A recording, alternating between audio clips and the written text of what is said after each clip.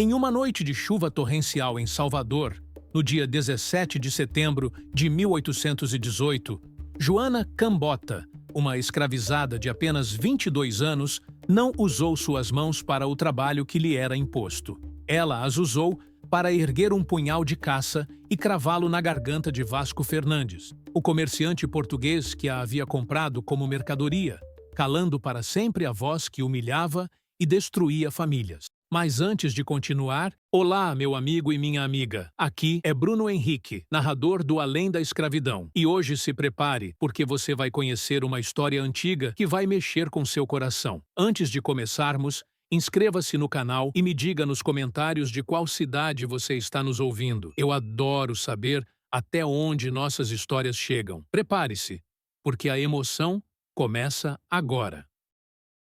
Eles me chamavam de Cambota, por causa da minha perna que insistia em me trair. Mas minha mente, essa nunca curvou.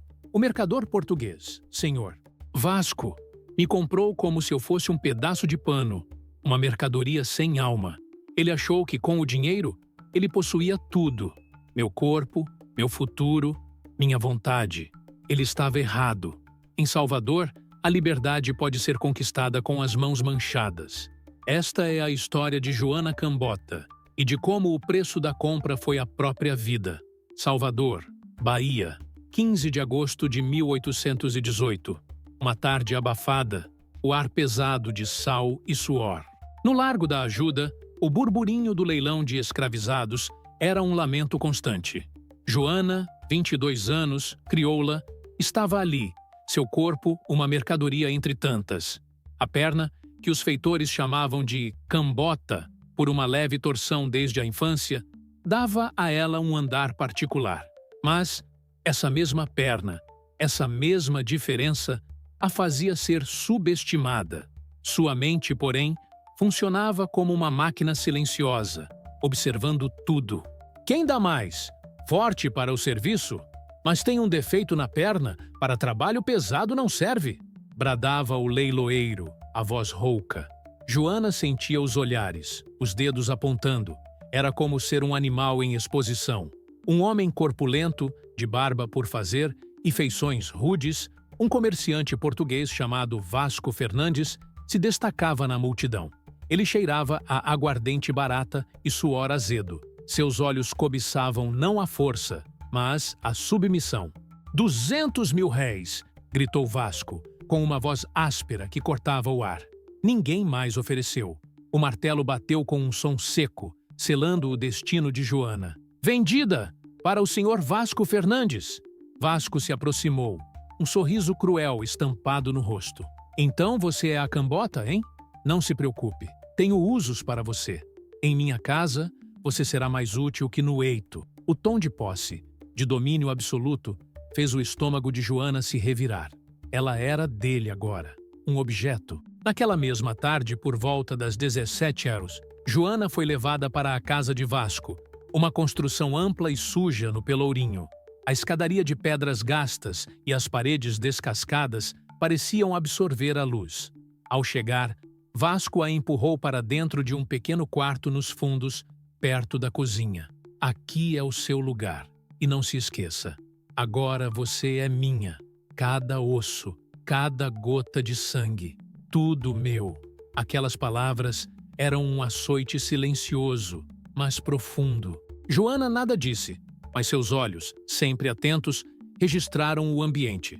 Um baú de madeira robusta no canto, amarrado com cordas grossas, e, na parede, um punhal decorativo, com a lâmina afiada. Caiu a noite de 15 de agosto de 1818. O silêncio da casa era quebrado apenas pelos sons da cidade e pelos passos pesados de Vasco. Joana estava no seu canto, seu coração uma pedra fria. Vasco a chamou ao seu quarto principal.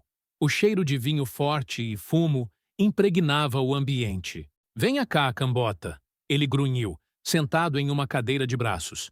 Você é minha agora, e você fará o que eu mandar, entendeu? Joana assentiu, a garganta seca. Sabia que eu comprei um negrinho anos atrás? Forte, mas magricela. Tinha um olhar parecido com o seu.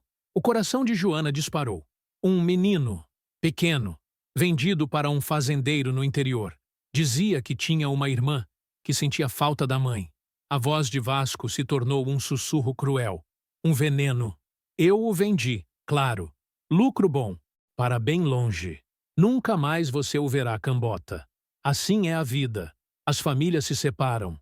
Os fortes prosperam. Os fracos, bem, os fracos servem. Naquele momento, às 23h30 daquela noite de agosto, a gota d'água transbordou. Não era apenas a humilhação. Não era apenas a posse. Era a memória de seu irmão, a ferida nunca cicatrizada, agora rasgada e infectada. Aquele homem havia rido da dor dela. Havia se vangloriado da destruição de sua família. Joana sentiu o chão sumir sob seus pés. Mas em vez de desabar, algo se solidificou dentro dela. As últimas lágrimas de desespero escorreram em silêncio. E com elas, a velha Joana, a vítima, também escorria. Em seu lugar, uma raiva fria, um cálculo implacável. Seu olhar fixou-se no punhal decorativo na parede, que antes parecia um mero adorno. Agora, ele cintilava com a promessa de uma justiça cruel.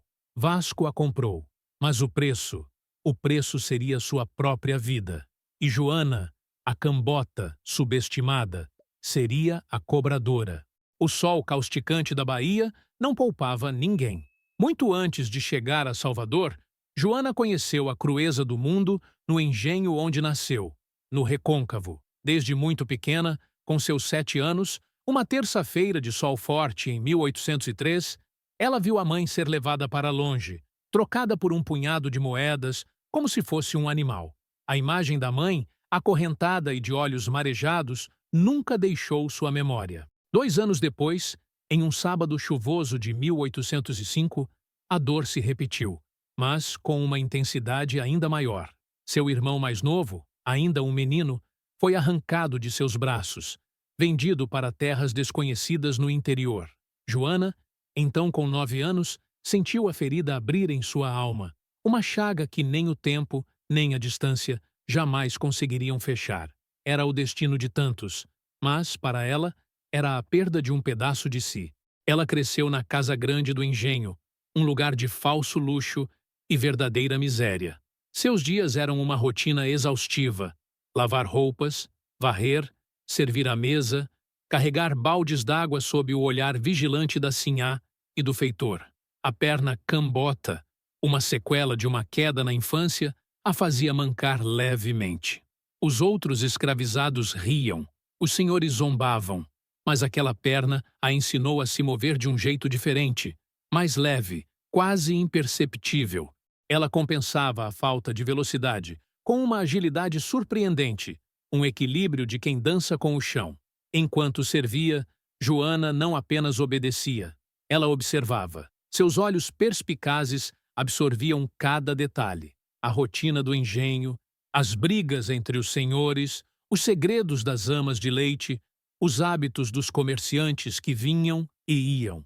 Ela via a hipocrisia, a crueldade disfarçada de ordem. Notou como os artesãos da vila faziam nós complexos, como os pescadores armavam suas redes com uma destreza impressionante.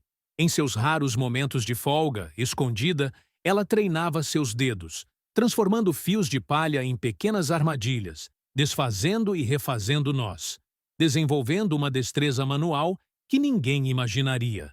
Sua mente era um mapa detalhado dos seus arredores. Cada canto, cada fresta, cada objeto guardava uma informação. Quando foi vendida para Salvador, em agosto de 1818, ela pensou que o fundo do poço já havia sido atingido. Mas Vasco Fernandes, o comerciante português, mostrou que a crueldade não tinha limites. Na sua casa, a opressão era constante e íntima. Era um domingo, 16 de agosto de 1818. Joana tinha que preparar o café de Vasco, mas ele a chamou ao seu quarto. "Cambota, onde está o café? Lenta como sempre, hein?" bradou Vasco, deitado em sua cama, o corpo pesado e os olhos turvos de ressaca. Joana, já com a bandeja na mão, adiantou-se, mas ele a interrompeu com um gesto. "Não, deixe aí. Venha cá. Sente-se aqui, no chão." Ele apontou para o assoalho frio ao lado da cama. Joana obedeceu. Você é minha agora, lembre-se. Não tem mais nome, não tem mais família. É Joana de Vasco. Entendeu?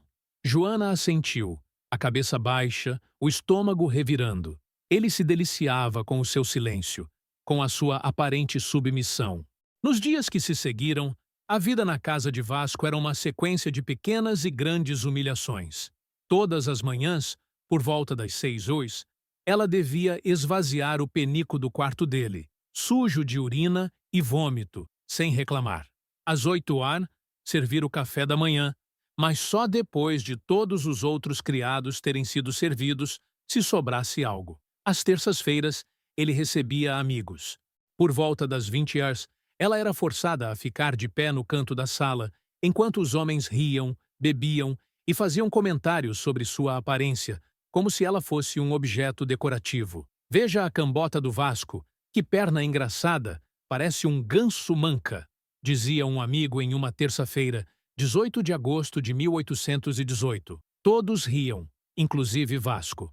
Joana sentia o calor subir pelo rosto, mas não expressava nada. Seus olhos, no entanto, registravam cada rosto, cada voz, cada palavra. Sua inteligência, que era sua verdadeira força, era vista como inofensiva, sua quietude como passividade, sua perna como uma fraqueza que a tornava menos valiosa.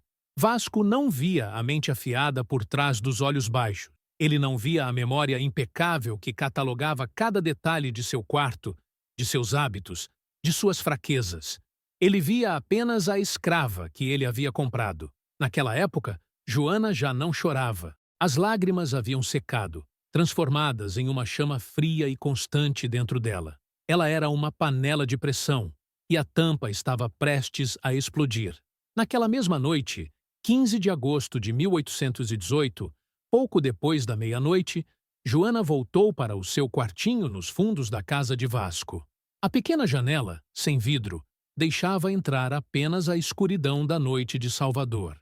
O chão de terra batida era frio sob seus pés descalços. Não havia ninguém para ouvi-la, para vê-la. Ela se encolheu no canto mais escuro, o corpo tremendo.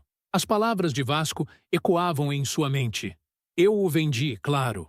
Lucro bom, para bem longe. Nunca mais você o verá, cambota.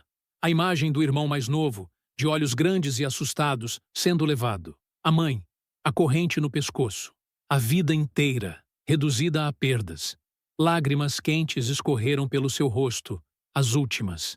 Joana chorou por cada pedaço de sua família que havia sido arrancado. Chorou pela dignidade roubada. Chorou pela esperança que se esfacelava. E enquanto as lágrimas lavavam a dor, algo novo e terrível começava a brotar em seu peito. Uma raiva fria e calculista, diferente de tudo que ela já havia sentido. Não era a fúria cega que faria barulho e a levaria ao chicote. Era uma quietude mortal. Por volta da munhor da madrugada de 16 de agosto de 1818, Joana parou de chorar. Ela ergueu a cabeça e seus olhos, antes marejados, agora brilhavam com uma determinação implacável. Ela não era mais uma vítima. Naquele instante, Joana Cambota deixou de ser a escrava humilhada e se transformou na vingadora silenciosa. Seus pensamentos se tornaram afiados, cortantes como a lâmina de um punhal. Ele me roubou tudo, ela pensou, a voz em sua mente firme e clara. Ele se vangloriou da minha dor.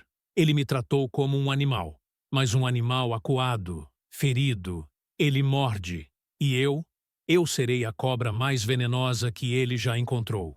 O punhal de caça que ela vira na parede do quarto de Vasco voltou à sua mente. Não era mais um adorno. Era a ferramenta de sua libertação. Era a justiça que não viria de nenhuma lei, de nenhum senhor, de nenhum Deus branco. Viria das suas próprias mãos. A partir daquele momento, Joana deixou de ser apenas a escrava que cumpria ordens. Ela se tornou a observadora, a espiã, a arquiteta de sua própria liberdade, forjada na morte de seu opressor. Ela não precisava de cúmplices, de um grupo secreto. Sua conspiração era interna, forjada na mente mais astuta que Vasco jamais imaginaria. Seu corpo, sua perna cambota, sua quietude, tudo seria usado a seu favor. Seriam suas armas secretas. Ela decidiu que agiria como a escrava perfeita. Seria ainda mais submissa, ainda mais silenciosa, ainda mais atenta. Assim, ninguém desconfiaria. Assim, Vasco baixaria a guarda. Nos dias que se seguiram, Joana executou seu papel com perfeição assustadora. No dia 17 de agosto, uma segunda-feira, enquanto servia o almoço, ela observou Vasco. Notou que ele sempre bebia vinho e muito. Ao final do dia, depois das 21h, ele estava sempre pesado, a fala arrastada, os passos incertos. No dia 20 de agosto, uma quinta-feira, enquanto limpava o quarto dele, ela memorizou a posição exata do punhal na parede. Era um punhal de caça, com o cabo entalhado, bem acessível, perto da cama. Ela tocou a ponta, sentindo o fio da lâmina, afiada o suficiente para o que precisava. No dia 24 de agosto, uma segunda-feira, ela percebeu que as noites de chuva forte abafavam qualquer som. As pancadas da água no telhado de telha e no chão de pedra criavam uma barreira natural para gritos, passos. Ela arquivou essa informação. A chuva seria sua cúmplice.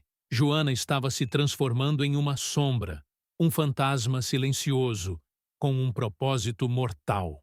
Seu corpo de cambota, que a fazia mancar, agora era uma vantagem. Um passo mais leve, um movimento menos previsível, a tornava quase invisível no escuro. Ela usaria cada fraqueza que eles lhe atribuíam como uma força.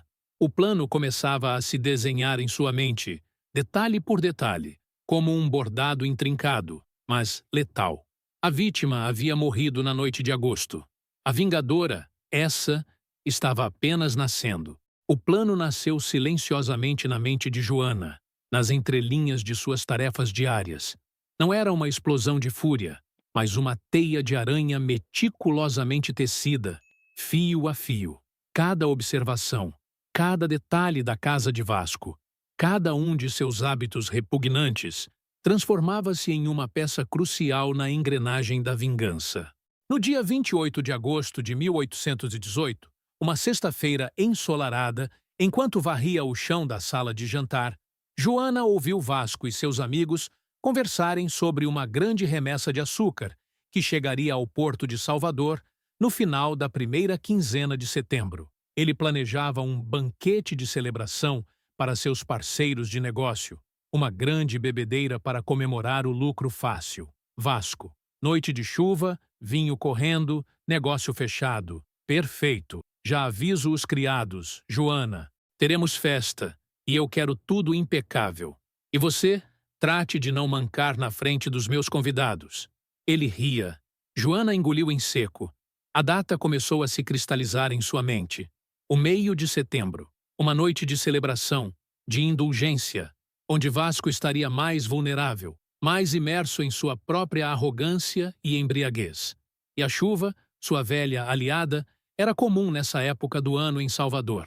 Ela passou as próximas 2 semanas, de 29 de agosto a 14 de setembro, atuando como a escrava mais dedicada que Vasco jamais tivera. Seus olhos não demonstravam nada, mas sua mente trabalhava sem parar. A cada manhã, às 6h15, quando entrava no quarto de Vasco para abrir as janelas e recolher o penico, Joana estudava a disposição do mobiliário. A cama ficava no centro, imponente. A mesa de cabeceira, à direita, onde o punhal de caça com o cabo entalhado sempre repousava. O chão de madeira, que rangia em certos pontos. Ela memorizava os passos para evitar esses pontos. A porta do quarto, que sempre ficava entreaberta à noite, para que o ar circulasse, mas que seria fácil de fechar com um leve empurrão. Joana também notou que Vasco tinha o sono pesado, especialmente depois das 22h, quando já havia esvaziado ao menos 2 garrafas de vinho do Porto. Na noite de 3 de setembro, uma quinta-feira, ela o viu dormir após uma refeição farta, roncando alto, completamente alheio ao mundo. Era sua oportunidade. A perna cambota, tão zombada, se tornou sua maior arma. Ela aprendeu a controlá-la, a transformar a ligeira mancada em um movimento cadenciado, quase um balé silencioso. Na calada da noite, em seu quartinho, de 7 a 13 de setembro, ela praticava. Movia-se como uma sombra. Cada passo pesado no engenho agora era leve, furtivo. Ela conseguia cruzar o pequeno cômodo sem fazer o menor ruído, seus pés descalços mal tocando o chão. Ela sabia que precisaria dessa agilidade e discrição para se aproximar de Vasco sem ser percebida. O punhal. Ele era a chave. Joana sabia que não tinha força bruta para lutar com um homem do porte de Vasco. Sua arma não seria a força, mas a precisão, a rapidez. O punhal, afiado, seria o instrumento perfeito. Ele estava lá, à vista, mas invisível para Vasco, que nunca imaginaria que um objeto tão próximo se tornaria sua ruína. O método seria simples e direto. Esperar a noite da bebedeira, a chegada da chuva. Esperar Vasco cair em sono profundo, rendido pelo vinho. E então, no silêncio que só a noite e a tempestade podiam oferecer, ela entraria no quarto, pegaria o punhal e, com um único e decisivo golpe, cravaria a justiça que ele tanto merecia. Não haveria gritos. Não haveria luta. Apenas a execução perfeita de um plano que vinha sendo forjado no fogo da humilhação e na memória dolorosa de seu irmão. Joana seria a justiça. Ela seria a libertadora. E o preço de sua compra, como ela havia prometido em seu coração, seria a vida de Vasco Fernandes. As semanas que antecederam a noite fatídica foram um teste de paciência e disciplina para Joana. Por fora, ela era a escrava perfeita, submissa e diligente.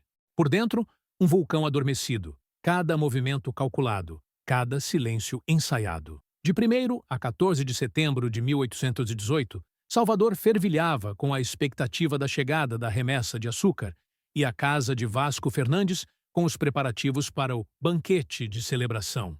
Na segunda-feira, 7 de setembro, por volta das 10 horas da manhã, enquanto ajudava a cozinheira a separar as especiarias na cozinha, Joana ouviu a conversa de 2 tropeiros. Tropeiro 1.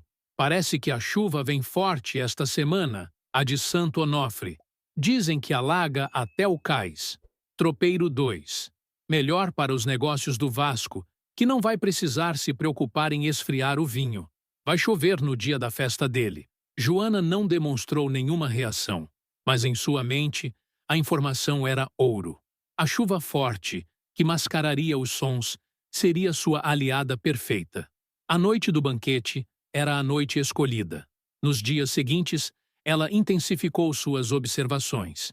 Na terça-feira, 8 de setembro, às 19 horas, enquanto servia o jantar, ela viu Vasco beber vinho sem moderação. Como de costume, ele esvaziava as garrafas com uma velocidade alarmante. Confirmado, a bebida o deixaria vulnerável. Na quinta-feira, 10 de setembro, por volta das 14 horas, Joana estava limpando o corredor que dava para o quarto de Vasco. Ela praticava seus passos. A perna cambota, antes uma fonte de vergonha, agora era uma ferramenta de precisão. Ela conseguia deslizar, apoiar o peso de forma que seus pés descalços mal fizessem barulho no assoalho de madeira. Como uma cobra se movendo na mata, silenciosa e letal. Um dia, uma escrava mais velha, Maria, que trabalhava na casa há anos, a observou. Era uma quarta-feira, 9 de setembro, por volta das 11 horas. Joana estava no quintal, sob o sol, lavando roupas. Maria se aproximou. Maria, você está diferente, Joana? Teus olhos, eles guardam um fogo que eu não via antes. Joana, é o cansaço, Maria. O sol me queima a alma. Maria balançou a cabeça, desconfiada, mas não insistiu. Joana sabia que precisava ser ainda mais discreta. Sua vida dependia disso.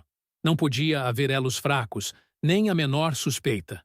No sábado, 12 de setembro, às 23 horas, Joana ouviu um barulho no quarto de Vasco. Ela estava voltando do poço, carregando baldes d'água.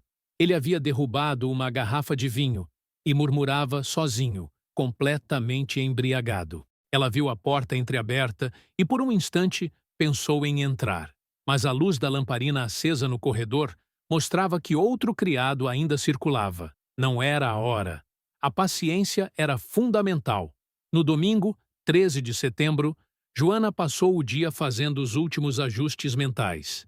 Imaginou cada passo, cada movimento, o peso do punhal em sua mão.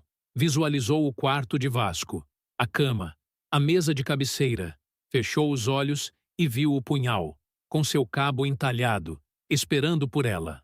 Não havia medo, apenas uma calma gelada. No dia 15 de setembro de 1818, uma terça-feira, a movimentação na casa de Vasco Fernandes era intensa.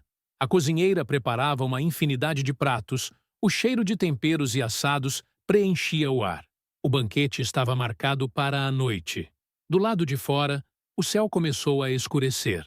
Nuvens carregadas se formavam no horizonte. O vento trouxe o cheiro de chuva. A tempestade prometida estava a caminho. Às 18 horas, quando Joana ajudava a pôr a mesa, ela sentiu as primeiras gotas.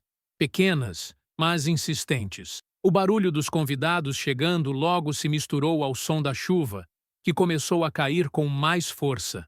O coração de Joana batia com uma mistura de ansiedade e uma determinação férrea. A noite havia chegado, a noite da vingança. A noite de 15 de setembro de 1818 era densa, escura, envolta pela fúria de uma tempestade tropical. O vento uivava pelas frestas e a chuva batia nas telhas e paredes com uma força impiedosa, abafando todos os outros sons da cidade de Salvador. Era a noite perfeita. Vasco Fernandes, envolto em sua arrogância e embriaguez, ria e bradava em sua sala de jantar, cercado por seus amigos comerciantes. O vinho corria solto, as garrafas esvaziando-se uma após a outra. Vasco. Mais vinho! Vamos, criados, sirvam meus convidados. Hoje celebramos o lucro, a sorte, a vida. Ele escarrava no chão, um gesto de desprezo. Joana o observava do canto da sala, uma sombra. Às 23h30, Vasco já estava cambaleante. Seus amigos, tão ébrios quanto ele, começaram a se despedir, arrastando-se para fora da casa na chuva torrencial. Boa noite, Vasco! Grande festa! Grande negócio! Gritou um deles, antes de sumir na escuridão. Joana, a última a limpar as taças vazias, viu Vasco se arrastar para o quarto, resmungando impropérios. Malditos criados! Lentos! Inúteis! Ele balbuciava. A porta do quarto de Vasco ficou entreaberta, como de costume. Às 00h30 de 16 de setembro, a casa estava mergulhada em um silêncio pesado, quebrado apenas pelo ronco abafado de Vasco e o tamborilar incessante da chuva. Joana esperou. Sua respiração era calma, controlada. Seu coração, um tambor lento e firme. Precisamente a 1h15 da madrugada, Joana se levantou do seu canto. A escuridão era sua aliada. Ela começou a se mover.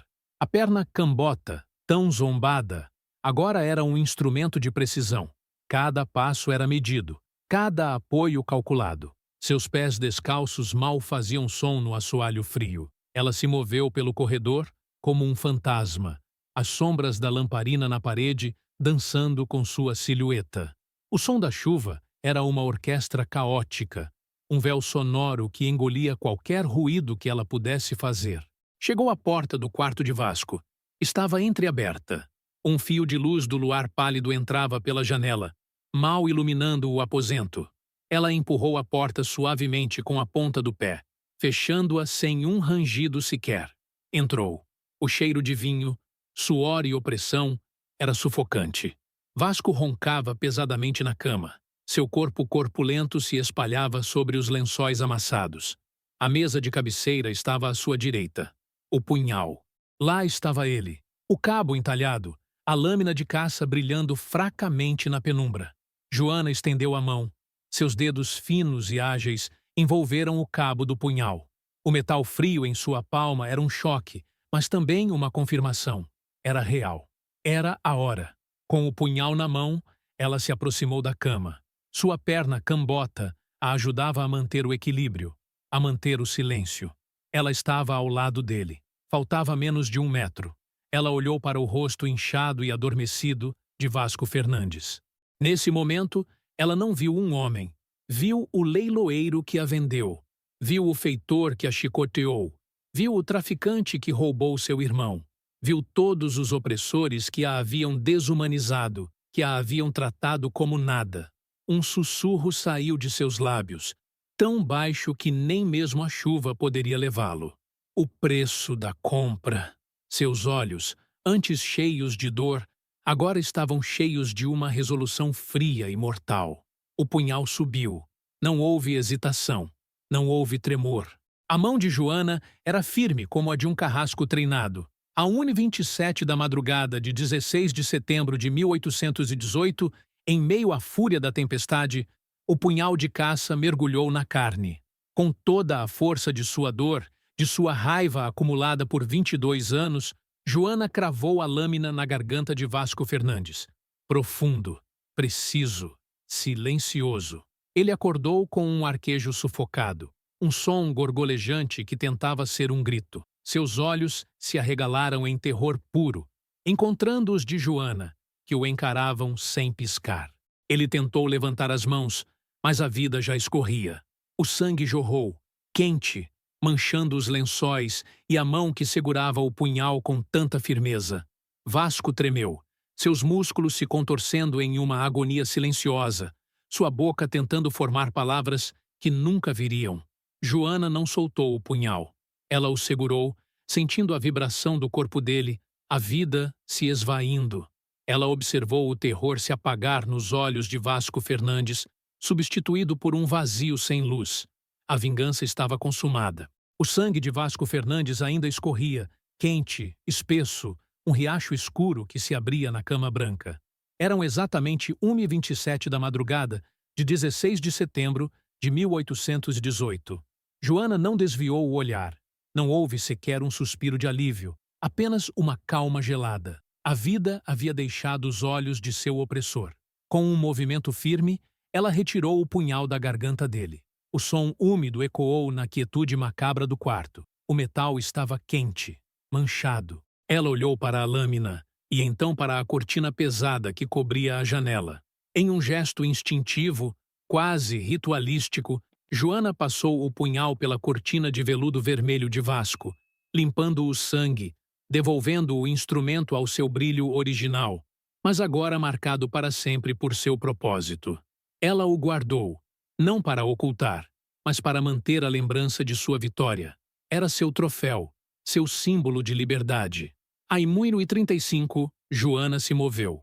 Seus pés descalços, antes tão temerosos, agora eram firmes, silenciosos. A perna cambota a ajudava a equilibrar-se na escuridão. A cada passo cuidadoso, ela deslizou para fora do quarto de Vasco, fechando a porta com um leve empurrão.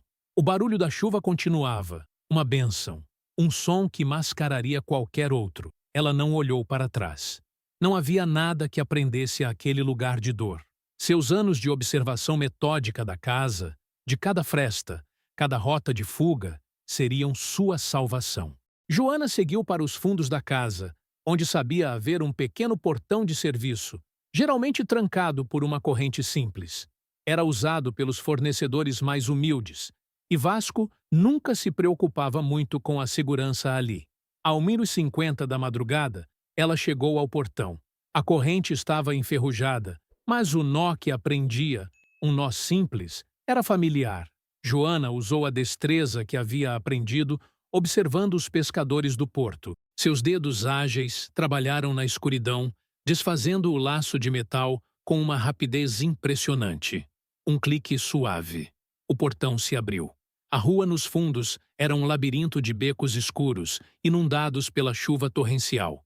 Joana mergulhou na noite, nas sombras de Salvador, sua figura magra e silenciosa, se confundindo com a paisagem urbana castigada pela tempestade.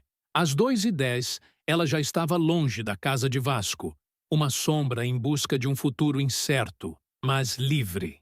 Quando o sol começou a romper as nuvens carregadas, por volta das 6h30 da manhã de 16 de setembro, a casa de Vasco Fernandes despertou para o horror. Madalena, uma escrava mais velha e responsável pelo café da manhã, entrou no quarto do comerciante. Madalena: "Senhor Vasco, o café está pronto." As palavras morreram em sua garganta. Ela viu o corpo inerte na cama, a mancha escura e viscosa que se espalhava pelos lençóis, o sangue, o corte profundo na garganta. Um grito agudo, animalesco, rasgou o ar da casa, ecoando pelos corredores. Madalena. Assassinado! Senhor Vasco foi assassinado! Em poucos minutos a casa virou um caos. Os outros escravos, chocados, corriam de um lado para o outro. Os vizinhos foram alertados. Por volta das 7h15, um grupo de comerciantes amigos de Vasco invadiu o quarto, seus rostos pálidos de horror e fúria. "Quem fez isso?" um deles gritou. "Quem ousou?" Às 8 horas da manhã, a polícia e os capitães do mato já estavam na casa. A investigação começou. "Alguém viu alguma coisa? Algum barulho?" perguntou o capitão, um homem de semblante severo. Madalena, entre soluços, disse: "Ninguém, senhor. A chuva forte abafou tudo. Mas a Joana Cambota, ela sumiu." Os olhares se voltaram para o desaparecimento de Joana, a Cambota, a escrava coxa, a subestimada. O pânico se espalhou como fogo entre os fazendeiros e comerciantes de Salvador. Se uma escrava podia fazer isso, qual deles seria o próximo? A notícia de um senhor de engenho assassinado por um escravizado era rara e apavorante. A caçada começou imediatamente. Às 9h30, as ruas de Salvador foram tomadas por capitães do mato e soldados, buscando por uma mulher de perna cambota, com um punhal, ou as mãos manchadas. Mas Joana havia desaparecido, engolida pelas ruelas, pela multidão, pela própria noite. O sistema escravocrata, tão acostumado a oprimir, agora sentia o frio da retribuição, o medo do que eles mesmos haviam criado. A semente da revolta havia sido plantada, e a lenda de Joana Cambota começava a ser sussurrada. O rastro de Joana Cambota se dissolveu na chuva de 16 de setembro de 1818. Ninguém a viu partir, ninguém a viu chegar. Mas o seu ato, silencioso e solitário, reverberou como um trovão em toda Salvador e por toda a Bahia. Não era apenas um assassinato, era uma declaração. O sistema escravocrata, essa máquina cruel de desumanização, se alimentava da invisibilidade e da submissão dos seus cativos. Ele contava com o medo, com a resignação. Mas a história de Joana mostrou que, mesmo na mais profunda escuridão, a chama da resistência podia explodir de forma impiedosa e calculada. Sua vingança não foi um ato de fúria cega, mas a execução de um plano meticuloso, forjado em semanas de observação e na memória de uma vida inteira de perdas. A morte de Vasco Fernandes, o comerciante brutal, semeou um pânico profundo entre os senhores de engenho e mercadores. Naqueles dias, o cheiro de incenso nas igrejas da cidade era abafado pelo cheiro de medo nas casas grandes. Se uma escrava coxa, subestimada, que se movia como uma sombra, podia planejar e executar tal retribuição, quem mais estaria seguro? Quantos outros Joanas Cambotas estariam tramando em seus cantos, com olhos que observavam e mentes que calculavam? Esse medo transformou a rotina. Capatazes foram mais severos, mas também mais desconfiados. Os senhores passaram a dormir com portas trancadas e armas sob o travesseiro. A confiança, já escassa, tornou-se inexistente. A cada suspiro dos escravizados, a cada movimento furtivo, uma sombra de dúvida se instalava. A semente da paranoia fora plantada pela mão de Joana. Para os outros escravizados, no entanto, a história de Joana, embora proibida de ser dita em voz alta, se tornou um sussurro de esperança. Ela era a lenda que se espalhava nos quilombos, nas senzalas, nas rodas de capoeira escondidas. Era a Cambota, que com sua aparente fragilidade mostrou uma força e uma astúcia que ninguém imaginava. Joana provou que a dignidade podia ser resgatada, mesmo que o preço fosse alto. Ela se tornou a prova viva de que a opressão, por mais implacável que fosse, nunca conseguiria esmagar completamente o espírito humano. A busca por justiça, sua fuga, seu desaparecimento na noite chuvosa de Salvador, apenas solidificou seu status de figura mítica. Joana Cambota não foi capturada, chicoteada ou enforcada como tantos outros. Ela simplesmente se tornou uma ausência poderosa, um fantasma que assombraria os senhores e um anjo da guarda para os oprimidos.